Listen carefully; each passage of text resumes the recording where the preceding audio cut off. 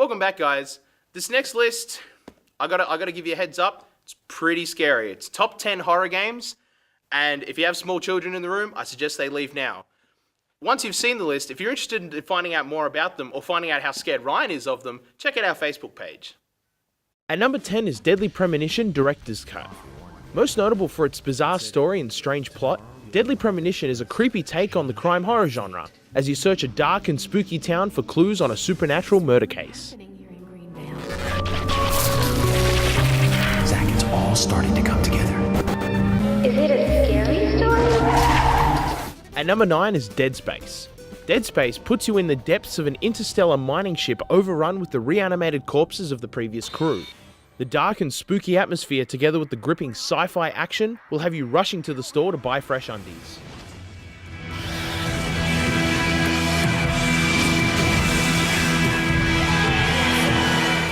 At number 8 is Luigi's Mansion Dark Moon.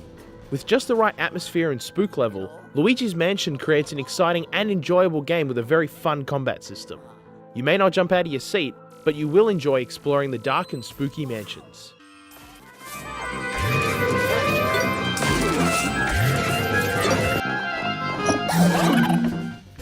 At number 7 is System Shock 2. This is one of the best sci-fi horror games in its genre. The game combines RPG elements like classes and levels, while keeping a great atmosphere to keep you on the edge of your seat as you follow orders from your robot overlord. I am in control. At number 6 is Outlast. Outlast combines the unnerving atmosphere of a psychiatric hospital and the tense action of a well-made horror game that is sure to get your heart racing. The notable graphics and environments just add to the creepy gameplay.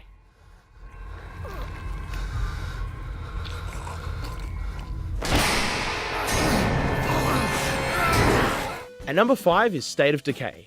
Stranded in an open world, you must use your survival tactics to gather food and supplies while still fending off the hordes of zombies.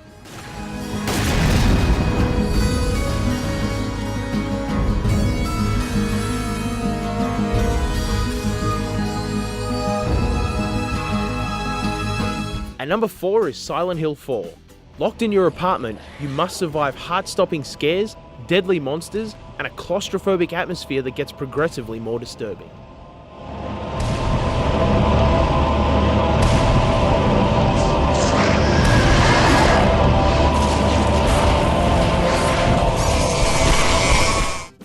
At number 3 is Slender: The Arrival.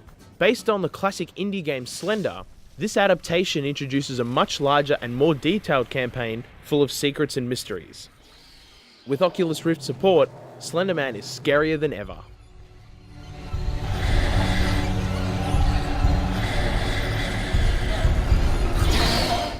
At number 2 is Resident Evil 2.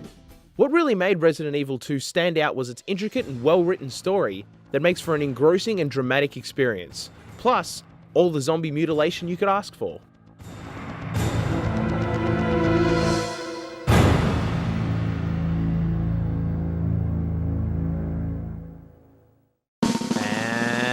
And the number 1 horror game is Amnesia: The Dark Descent.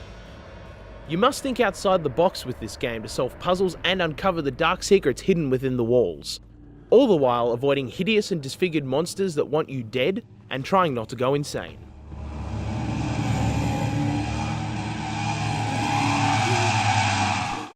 Alright, that's it. That was top 10 horror games, Ryan. It's okay. Can I look yet? Yeah, you can look now. Oh, thank God. Scary Good. noises. Alright, so seeing as you guys didn't hear it or see it, I don't know whether I should talk about it or not, but I will.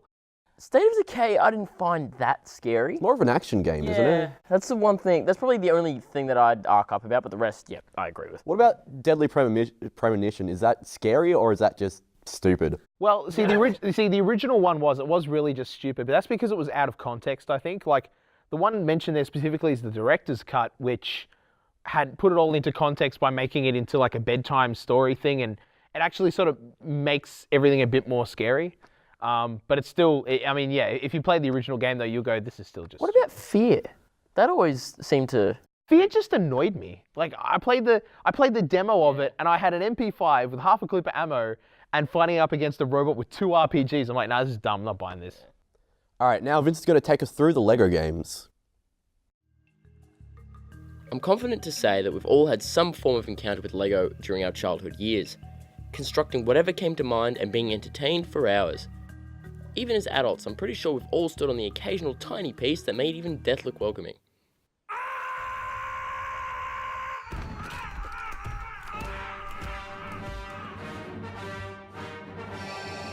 Lego was created in the late 1940s in Denmark, and since then it has created an unbelievable subculture supporting movies, games, as well as 6 themed amusement parks, and, as of 2013, there has been around 560 billion individual pieces produced.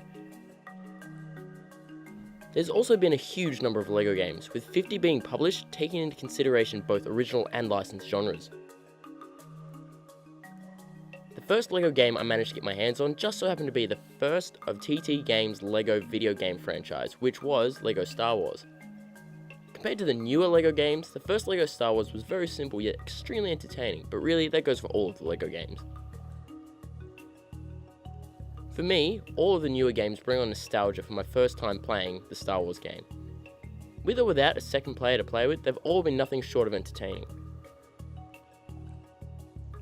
Full voice acting was introduced when LEGO Batman 2 DC Superheroes was released in 2012.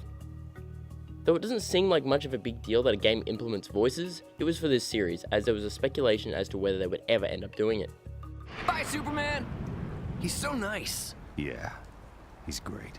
You were kinda rude. I was doing a systems check. I'll see you at the Batcave. The older games that didn't have voice acting were still really funny, mainly using animations, but the humour definitely improved with the addition.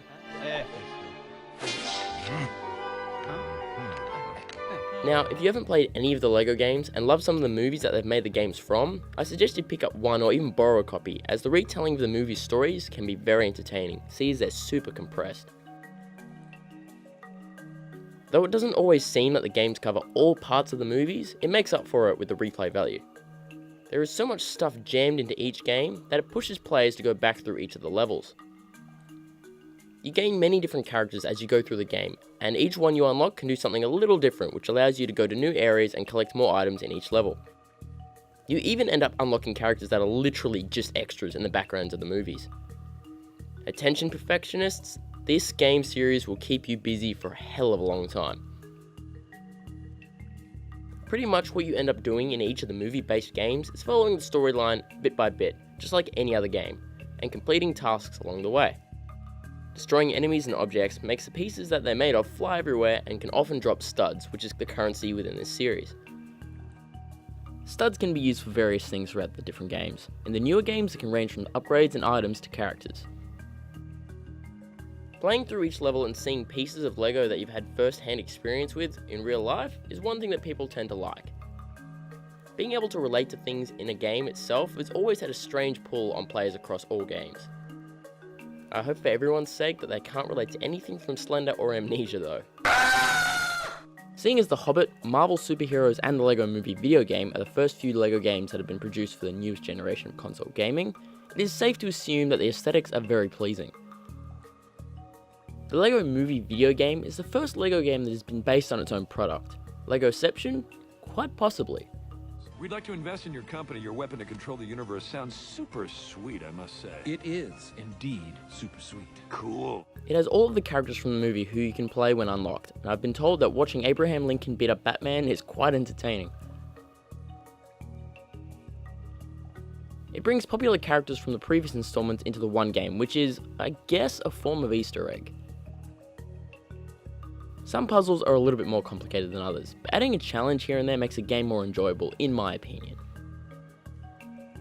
Though the gameplay is almost identical to every other LEGO game, I say that sometimes simple is better. Even though LEGO is classified as a toy, people of all ages can get enjoyment out of the LEGO games. I personally am still waiting for a sandbox creation game to come through this LEGO series. Seeing as you can make just about anything from these coloured bricks in real life, I'm surprised such a game hasn't been announced yet. I'm hoping that if it is ever developed, it has a similar feel to Minecraft's creative mode, seeing as it's super simple to use and it's also incredibly entertaining. Hopefully such an idea isn't too far from the future.